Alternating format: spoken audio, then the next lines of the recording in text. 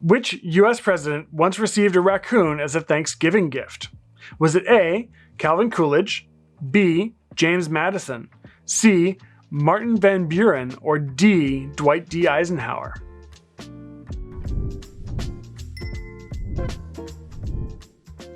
Welcome back to That Quiz Show. I'm your host, Lauren.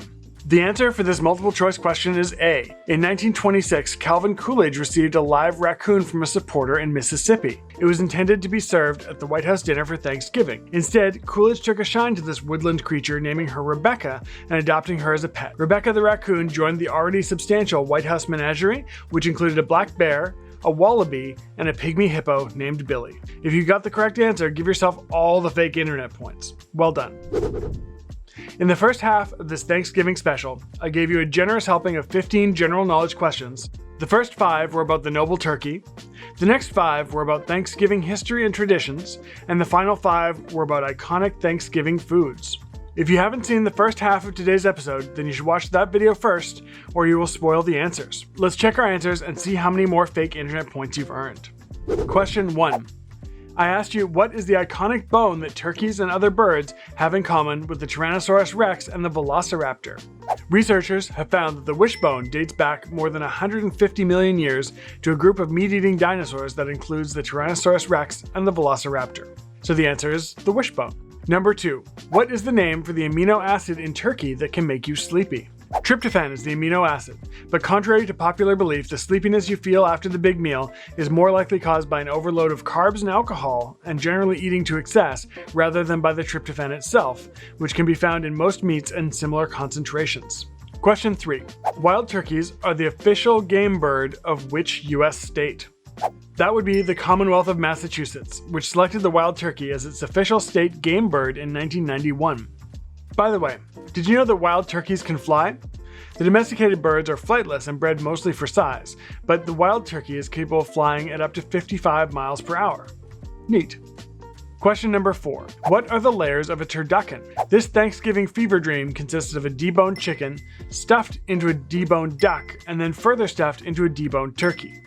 The chicken itself is also stuffed with sausage or other flavorful fillings, and each layer is padded with a different dressing. It was invented, legend has it, by Paul Prudhomme, the Louisiana chef who trademarked the name in 1986. While the name sounds awful, all of those layers of poultry and stuffing sound absolutely delicious. And I'm pretty much guaranteed to give you the meat sweats. Question 5. What month is National Turkey Lovers Month? I know you're thinking November, but no, it's June. June is National Turkey Lovers Month. For our next 5 questions, we're going to look at the historical origins and traditions of Thanksgiving. Question 6.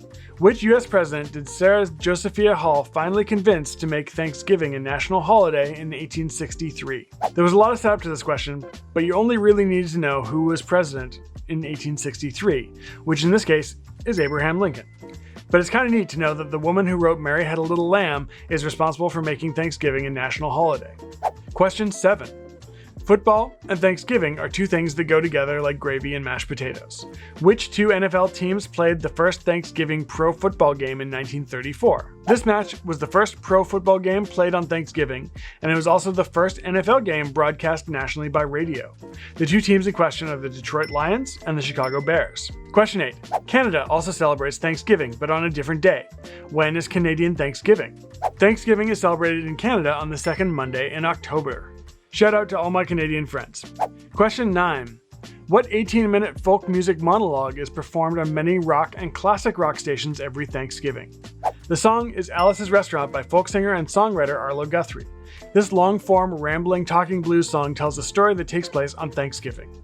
You should pull it up on Spotify after the quiz. It's a classic. Question 10. Which online literary magazine, which is famous for its lists, penned the now famous satirical piece, It's Decorative Gourd Season, motherfucker? This missive, penned by Colin Nissan, is a necessary read for getting into the fall spirit. It's published by the online magazine McSweeney's. A link is provided in the description so that you can perform a dramatic reading of this text for next year's Thanksgiving gathering. And our final set of questions is all about Thanksgiving foods. Question 11. When a salesman for the Swanson Food Company overordered 260 tons of turkey for Thanksgiving in 1953, what ubiquitous convenience product was the unintentional outcome of this surplus? This ordering mishap is the origin of the TV dinner. Jerry Thomas devised the brilliant solution to order 5,000 aluminum trays and set up an assembly line to scoop stuffing, peas, and sweet potato mash into the compartments, along with slices of turkey and gravy. These frozen meals were sold for 98 cents a piece and were so successful that Swanson sold over 10 million TV dinners in the following year. Question 12. Libby's canned pumpkin is the foundation of many Thanksgiving pies. The company sells millions of cans each year, but where does all of this pumpkin come from? Which U.S. state grows the most pumpkins? According to the University of Illinois, 95% of the pumpkins grown in the U.S. are harvested in Illinois soil. Morton, Illinois is responsible for 80% of the world's canned pumpkin production. Number 13. In the song Scarborough Fair by Simon and Garfunkel, what are the 4 herbs mentioned in the lyrics?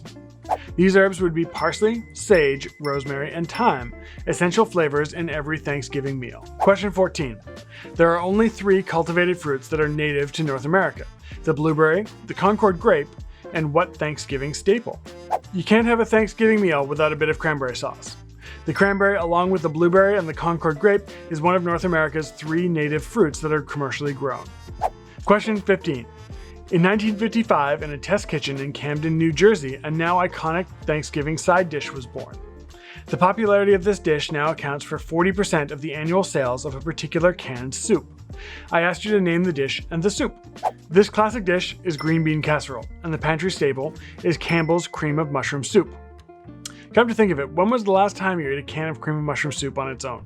That brings us to the end of our answers for our Thanksgiving special. Let me know your score in the comments. How many fake internet points did you get? If you've enjoyed this cornucopia of trivia, then help out by liking, commenting, and subscribing. If you know somebody who likes trivia who could use a little Thanksgiving cheer, then please share the video. I hope you've all made the best of this challenging Thanksgiving holiday, and I hope that you and your family are safe and healthy. Have a happy Thanksgiving, and we'll see you again soon with a fresh set of questions on That Quiz Show.